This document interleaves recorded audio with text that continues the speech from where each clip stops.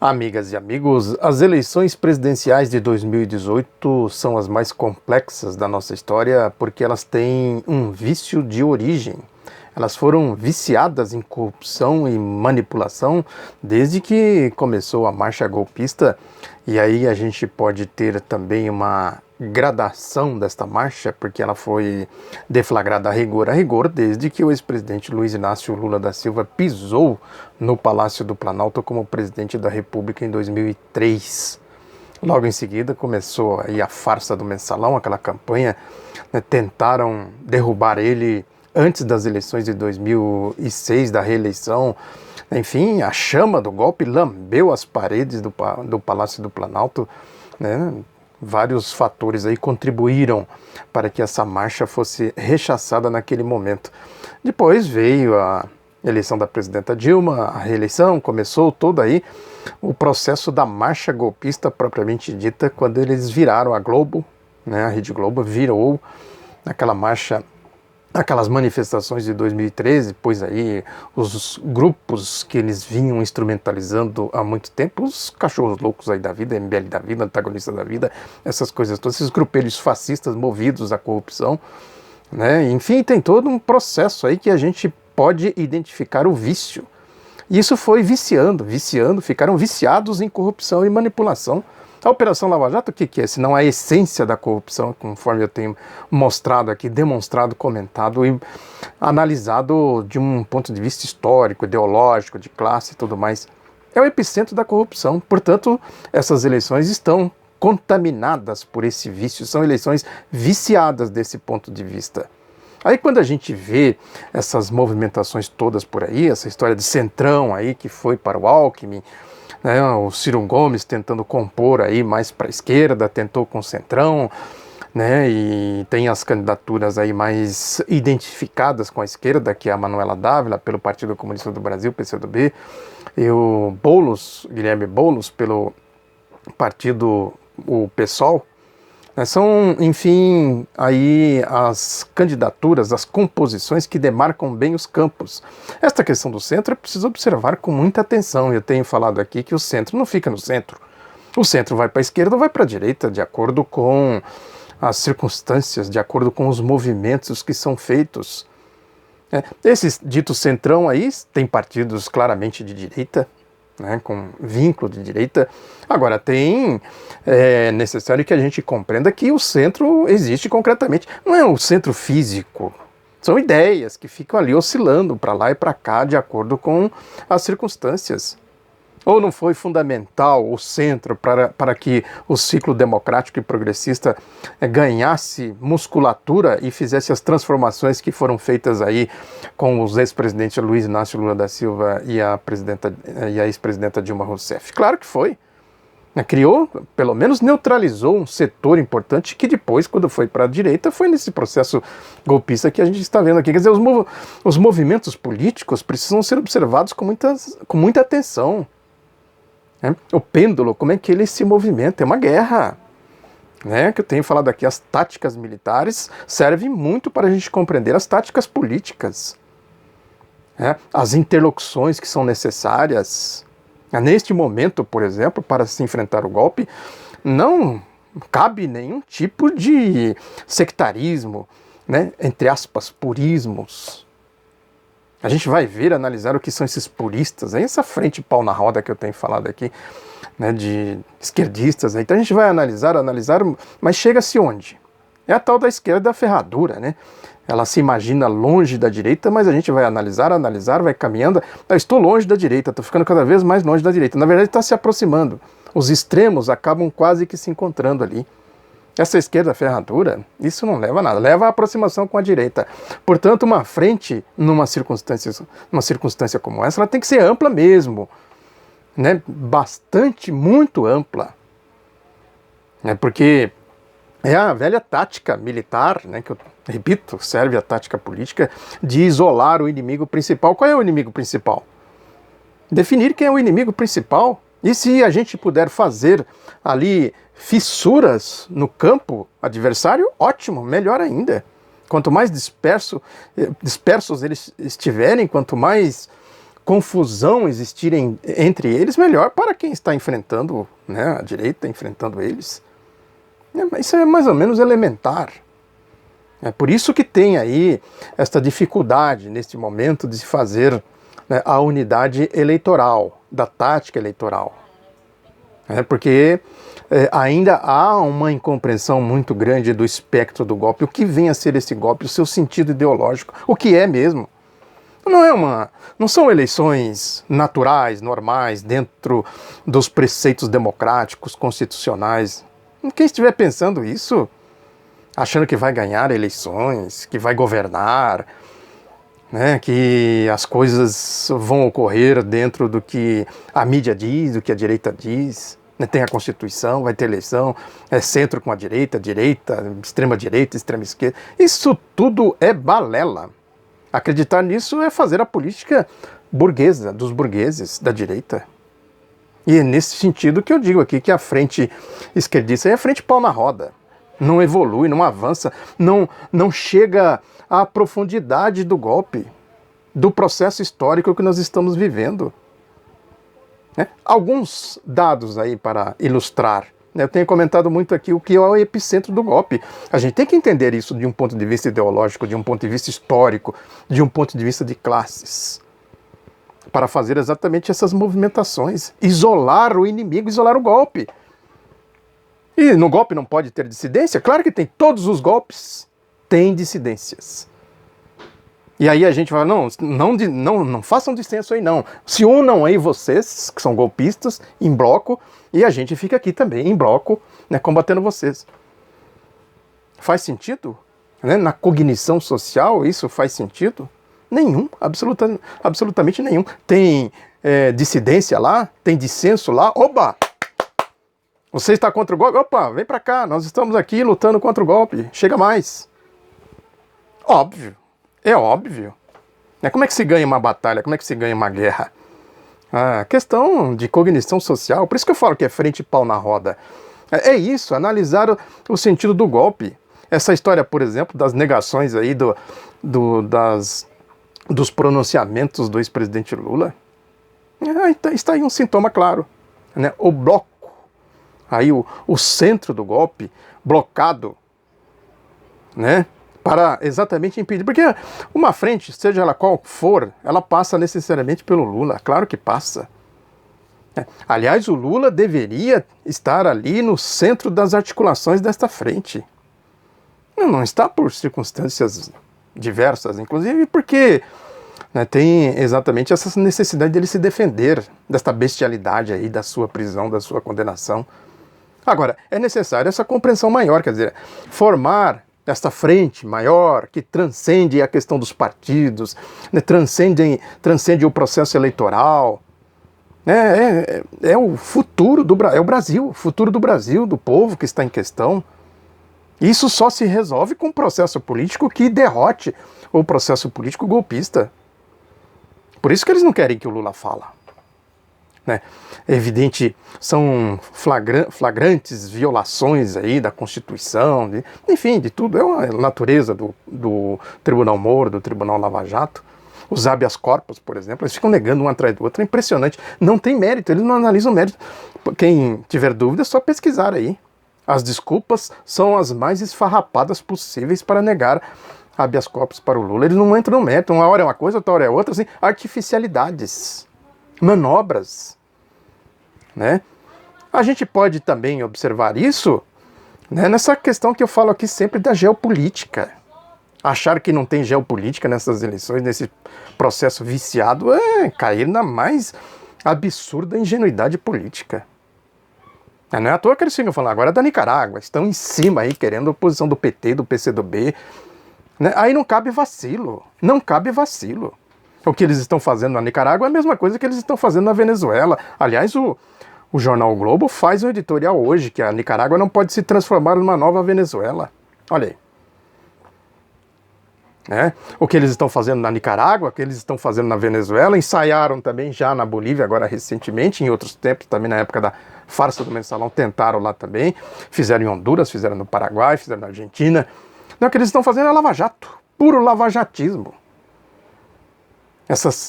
insuflando aí essas ondas de violência. É isso, é Lava Jato, a ideologia da Lava Jato. O que a Lava Jato está fazendo aqui no Brasil? É exatamente isso. O Estadão, por exemplo, dá uma matéria que o título diz o seguinte: os Estados Unidos querem eleição este ano na Nicarágua. São os Estados Unidos que querem eleições na Nicarágua. Eleições? Que tipo de eleição eles querem na Nicarágua? Querem também na Venezuela, querem na Síria, né? Queriam no Vietnã, queriam na Coreia. Eleições, ó, entre aspas. Eleição com a baioneta no pescoço, né, das forças democráticas, progressistas, patrióticas, etc. É isso. Lava Jato, lavajatismo puro. Como diz que a eleição aqui agora é isso aí. Faca no pescoço das forças democráticas e progressistas patrióticas. Aí o Estadão diz o seguinte: crise respinga em campanha brasileira, crise na Nicarágua. Aí vai dizer que diz aqui que dos principais partidos, só o PCdoB se posicionou. Lógico, eles querem... Sim, mas a posição da direita é evidente, claro, não precisa nem se posicionar. Ela já é a própria posição num conflito como esse. PSDB, DEM, PPS, essas coisas aí. Lava Jato, o PUM, o Partido Único da Mídia. Agora eles querem posição da esquerda. Olha a malandragem. E aí diz aqui que a presidenta do PCdoB, Luciana Santos, saiu em defesa do governo. Aspas, a Luciana dizendo: vemos uma tentativa de setores inconformados com a vitória do Ortega de desestabilizar o governo popular e nacional. É um vale-tudo como aconteceu no Brasil e em vários países da América Latina. É isso aí. Resumo perfeito. Que eu acabei de dizer aqui. O diagnóstico perfeito, a síntese da coisa. Aí o Estadão disse que a senadora Gleice, que é a presidenta do PT, foi indagada, preferiu se calar. É mentira do Estadão, claro. Ele mesmo se desmente, porque depois vem uma aspas dela, da Gleice Hoffmann. O PT vai soltar uma nota sobre a Nicarágua. Aí depois ainda diz, fazendo proselitismo ideológico, campanha ideológica, o Estadão diz, durante o encontro do Foro de São Paulo, nessa semana em Havana, Cuba, a secretária de Relações Internacionais do PT, Mônica Valente, saiu em defesa de Ortega, segundo representantes de outros partidos brasileiros que integraram o evento. Ora, os pronunciamentos do Foro de São Paulo estão aí à disposição. Eles foram ouvir quem? Outros partidos brasileiros que integraram o evento. Aí fazendo intriga. É lógico. Eu não sei, no Estadão aqui, o Estadão está mentindo. Ele mesmo se desmentiu, eu acabei de mostrar aqui.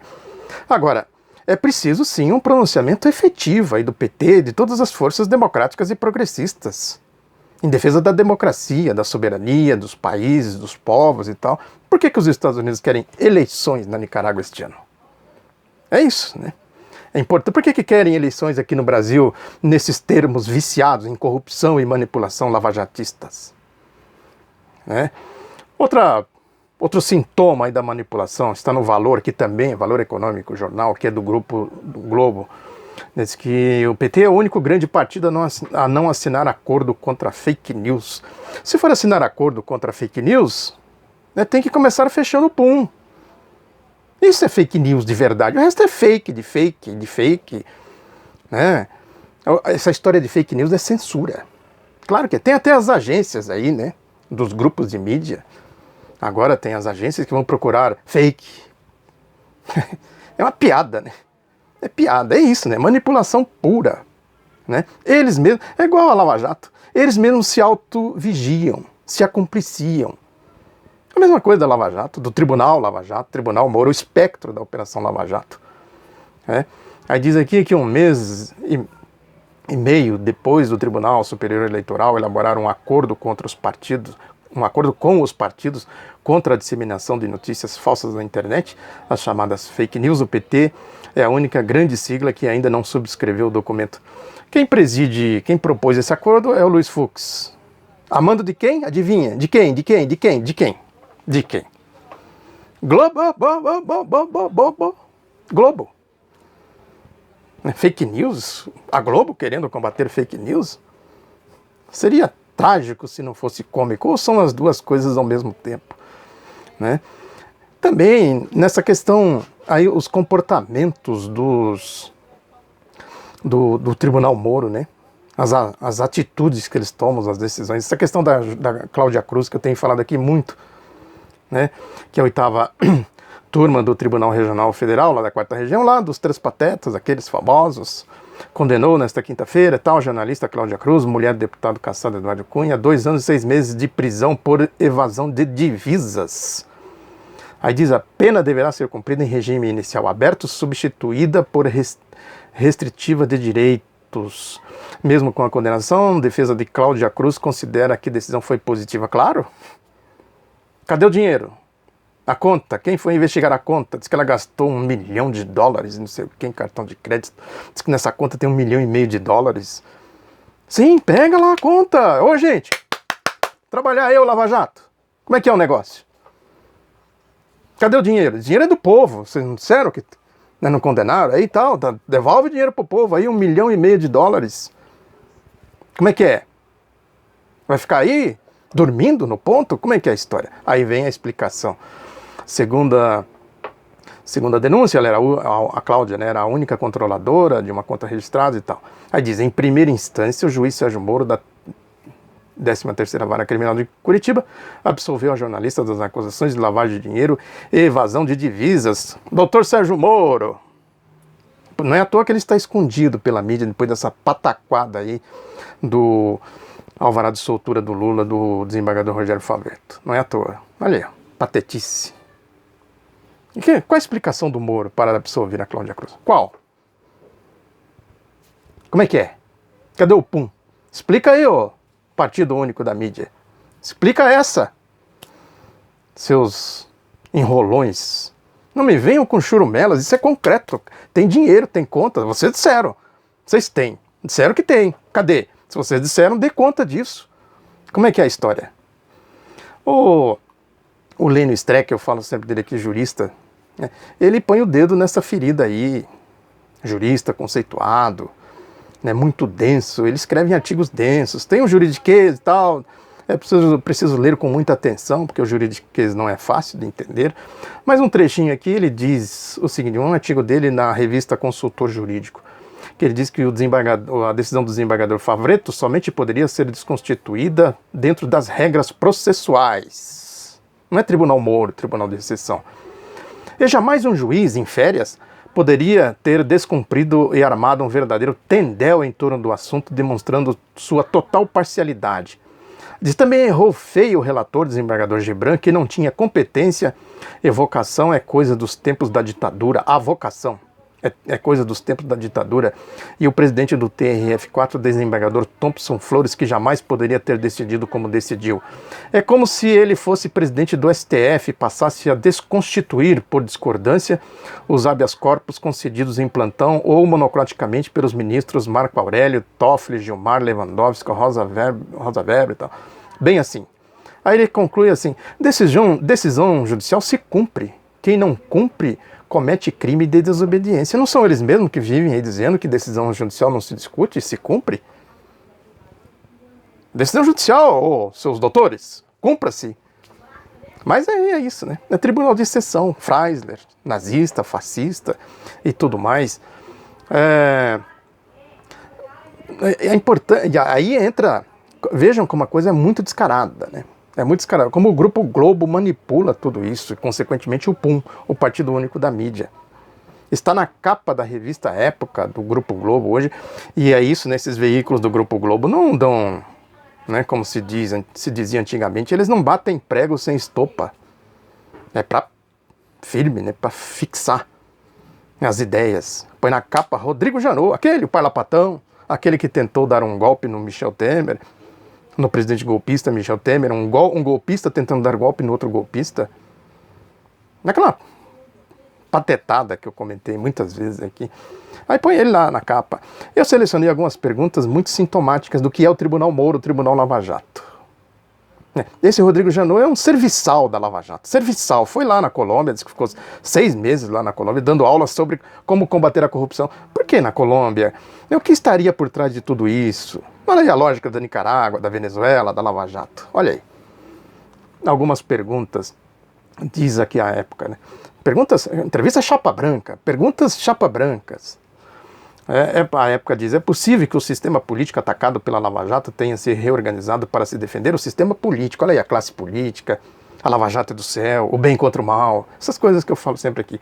É possível que o sistema político atacado pela Lava Jato tenha se reorganizado para se defender? Aí o parlapatão, né, bufão, responde, é uma das hipóteses. As investigações estão num ritmo mais lento do que aconteciam antes. Isso é possível. Aí a época, o presidente deveria ser... Outra pergunta, estou aqui, isso é uma seleção. O presidente deveria ser preso? O Lula. Aí o parlapatão responde, a questão que se coloca não é de se o presidente deveria ser preso ou não. A questão que se coloca é, alguém que comete crime deve ser preso? O Zé da Silva, que está na esquina e comete um crime, é preso. Por que com o Alan Silver, que é um sujeito poderoso, tem dinheiro, todo mundo questiona se ele deve ou não ser preso? Ganhei um livro muito bom de um amigo chileno. A tradução livre em português é Como a aristocracia sequestrou a democracia.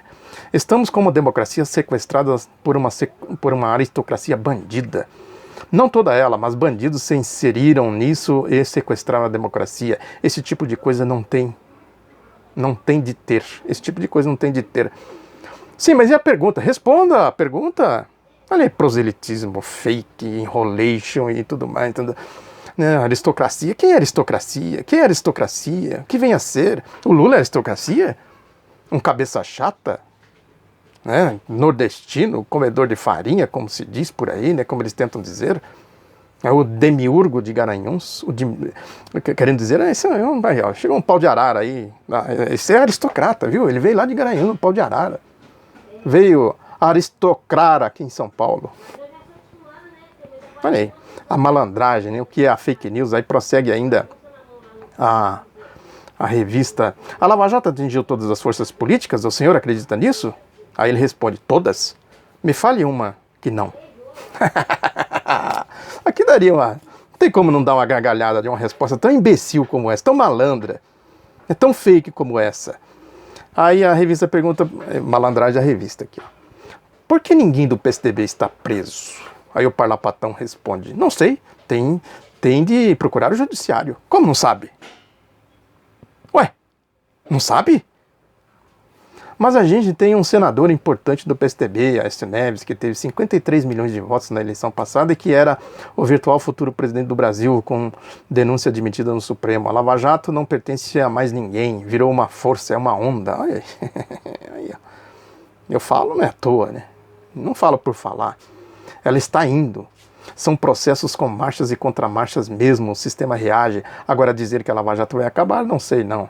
Aí a época, crimes que no início da Lava Jato estavam sendo classificados como corrupção, hoje estão sendo reclassificados como crime eleitorais. Ele responde, são poucos casos, mas isso é um absurdo. A Lava Jato bloqueou contas no exterior, descobriu mala de dinheiro andando nas ruas de São Paulo, em apartamentos de Salvador, Belo Horizonte. A solução é botar dinheiro na campanha?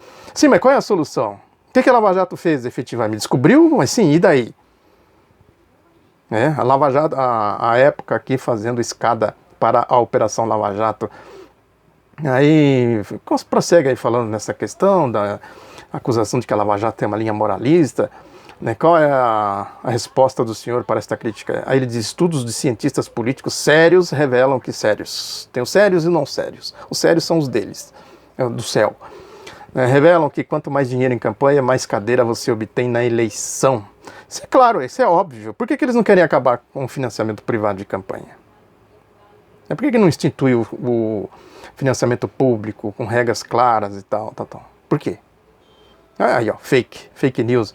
Aí ele vai também no ataque ao Toffoli, olha, isso é importante também, que a revista pergunta, a alteração na segunda turma, Carmen Lúcia assumiria o lugar de Toffoli, pode ser interessante do ponto de vista da Lava Jato? Quer dizer, tudo é Lava Jato, olha.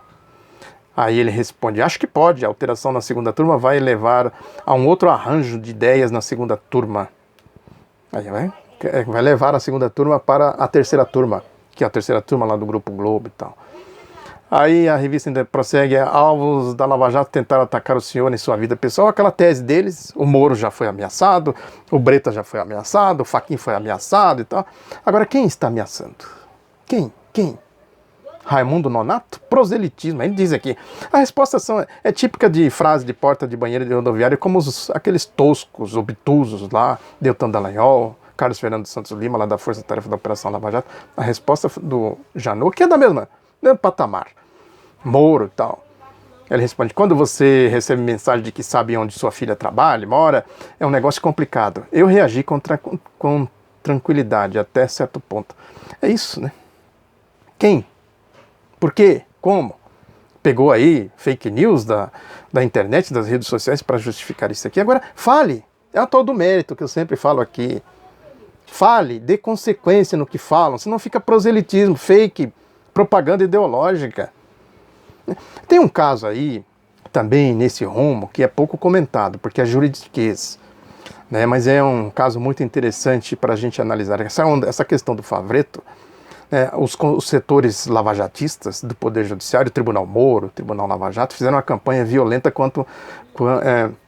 sobre o que eles chamam de quinto constitucional. Talvez um jurista pudesse explicar isso de uma maneira mais clara. Tem alguns juristas aqui que explicaram. Eu vou tentar ler aqui resumidamente, que é uma questão muito interessante, como é para mostrar a força desse Tribunal Moro, desse Tribunal Lava Jato, que não é pouca coisa, o vício da corrupção e da manipulação.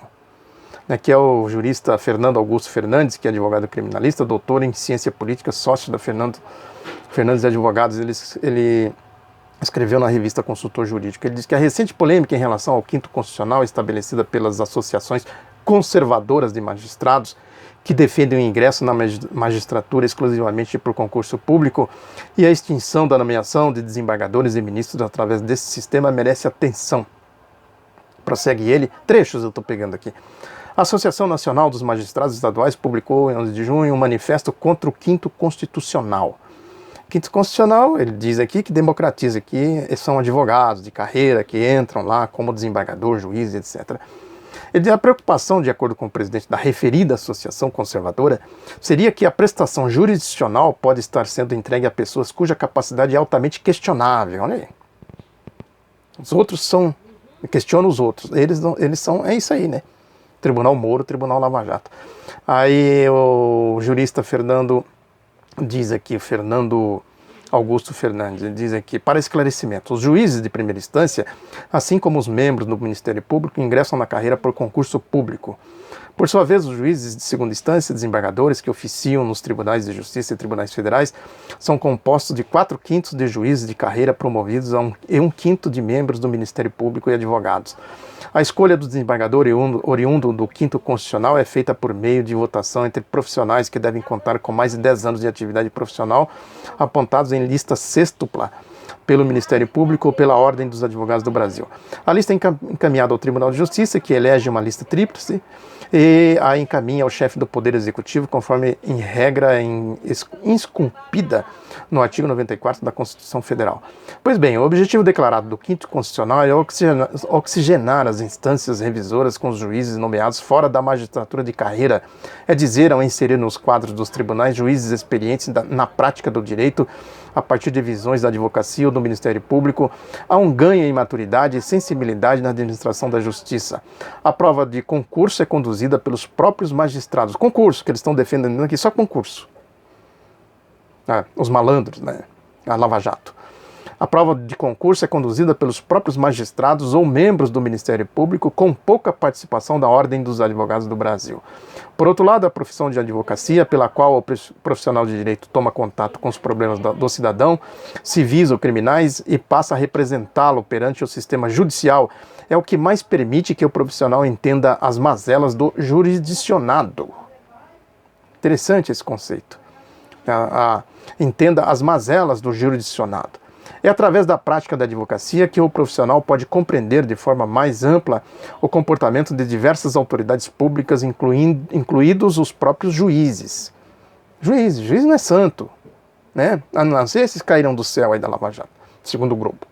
E o PUM, Partido Único da Mídia. Por isso, prossegue ele, a Constituição prevê a exigência de poucos 3 anos de exercício de atividade jurídica como pré-requisito profissional para fazer concurso público para juiz e membro do Ministério Público. Olha aí, basta 3 anos aí atividade profissional e tal. Ele prossegue. Assim como desembargadores advindo da advocacia, requer a prática da advocacia ao candidato a juiz prestigiar a experiência. Experiência e maturidade que, aliada ao saber jurídico, aproxima o judiciário da expectativa de contar com julgadores que sejam excelentes profissionais técnicos, mas, sobretudo, seres humanos compreensíveis da realidade social. A necessidade de maturidade para prestar o serviço público como autoridade judicial pode ser observada em exemplo real. Aí ele dá o exemplo real, olha só. Nesse sentido, recorde-se o que o midiático procurador Deltan Dallagnol esteve em evidência nos veículos de comunicação por ter sido pivô de polêmica envolvendo o requisito da prática jurídica para a assunção do cargo. Aí ele arremata: de fato, noticiou-se que a ascensão ao cargo de procurador se fez sem a devida comprovação da experiência jurídica deste, que se formou em fevereiro de 2002 e tomou posse no cargo em janeiro de 2003, tendo sua investidura no cargo se dado por meio de ordem judicial proferida pela Justiça Federal do Paraná, que entendeu que a exigência de 2 anos de formado era inconstitucional. Vamos dar mais uma falcatrua aqui do Deltan Dallagnol, né? Malandragem. Da outra jurista explica também, de um ponto de vista muito interessante, essa questão toda, né? Contestando o Tribunal Moro, o Tribunal Lava Jato. A Rita Cortes, que é advogada trabalhista e presidente do Instituto dos Advogados Brasileiros, que ela diz trechos aqui. Ela diz, também na consultor jurídico, ela diz: o fato de um dos atores do imbróglio jurídico relacionado ao habeas corpus do ex-presidente Luiz Inácio Lula da Silva ser egresso do 5º Constitucional, o desembargador Favretto, na vaga reservada à advocacia, foi o suficiente para realimentar a sanha pelo fim do Instituto, que está completando 84 anos de existência. Aí diz ela, como se a guerra de decisões contrárias que assombrou a comunidade jurídica em pleno domingo não fosse fruto da ausência de um posicionamento definitivo acerca da execução provisória da pena e do princípio constitucional da presunção de inocência, temas que ainda dividem os ministros do Supremo Tribunal Federal. O chamado 5º Constitucional na composição dos tribunais nasceu com a Constituição de 34, como um elemento imprescindível ao fortalecimento do próprio sistema judiciário. Passado 8 décadas, apesar de ter sofrido algumas alterações, o Instituto continua garantindo o ingresso de profissionais com experiências distintas da vivência dos magistrados de carreira, mesmo com o mesmo objetivo de realizar justiça. Ou seja, os magistrados de carreira é isso aí, né? Tribunal Moro, Tribunal Lava Jato, essa gente que entra aí por concurso e é cooptada, né, pelo sistema de corrupção, de manipulação, isso que eu falo aqui. Acabei de dizer. Aí ela prossegue: num momento de desvalorização dos princípios inseridos na Constituição, denominada cidadã por reconhecer que o povo é detentor de direitos fundamentais, é preciso ter atenção ao renascimento de uma forte campanha contra o 5º Constitucional.